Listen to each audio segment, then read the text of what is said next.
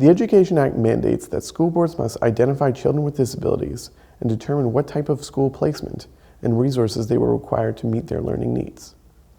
School boards typically accomplish this by holding an Identification, Placement, and Review Committee meeting, or an IPRC. An IPRC is essentially a process at which members of a committee determine whether a student is, quote, exceptional and what sort of placement that student should have. An IPRC can also make recommendations about the types of supports and services that a child should receive in their placement. Both parents and a principal can request an IPRC meeting.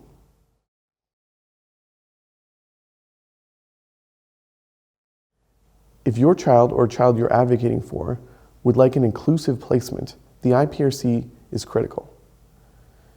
It is notable that IPRCs, before considering whether a segregated placement is appropriate, must first consider whether placement in a regular classroom could meet the student's needs and is consistent with parental preferences.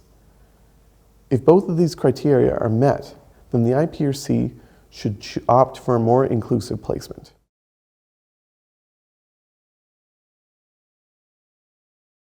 IPRCs may or may not be beneficial for a student.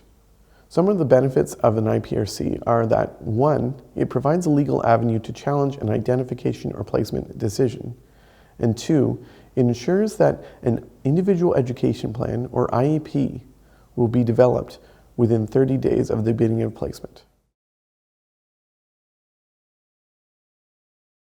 Parents and children have a number of rights during the IPRC process. For instance, parents have the right to receive information that the committee is relying on to make decisions about identification or placement. They also have the right to make submissions to the committee and proposals to the committee about placement, which the committee must consider in their deliberations. The IPRC process also, as previously mentioned, gives a parent the opportunity to appeal an identification or placement decision to either a second IPRC or the Special Education Appeal Board. Students above the age of 16 also have a number of rights at the IPRC process. They have the right to participate in the process, they have the right to make their own submissions, and they have the right to make their own proposal with respect to placement, all of which the committee must consider. Even if a student is under the age of 16, though, they should still be involved in the planning process for their education to the extent that it's possible. I'd like to talk briefly about individual education plans.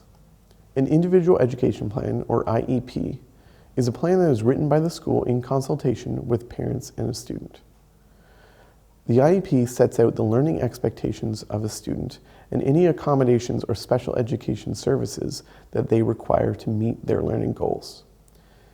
Even if a student does not have an IPRC decision identifying them as exceptional or placing them in a particular environment, an IEP may still be developed for them. In fact, in many cases, it's very important to develop an IEP for a student so that both parents and schools are aware of the expectations for the student and the accommodations that will be provided.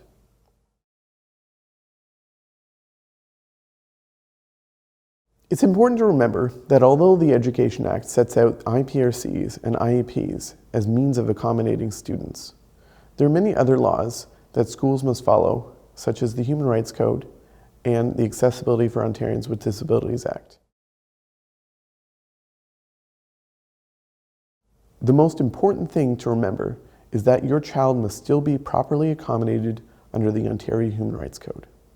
It does not matter whether your child has an IPRC identifying them as having an exceptionality or whether they have an IEP.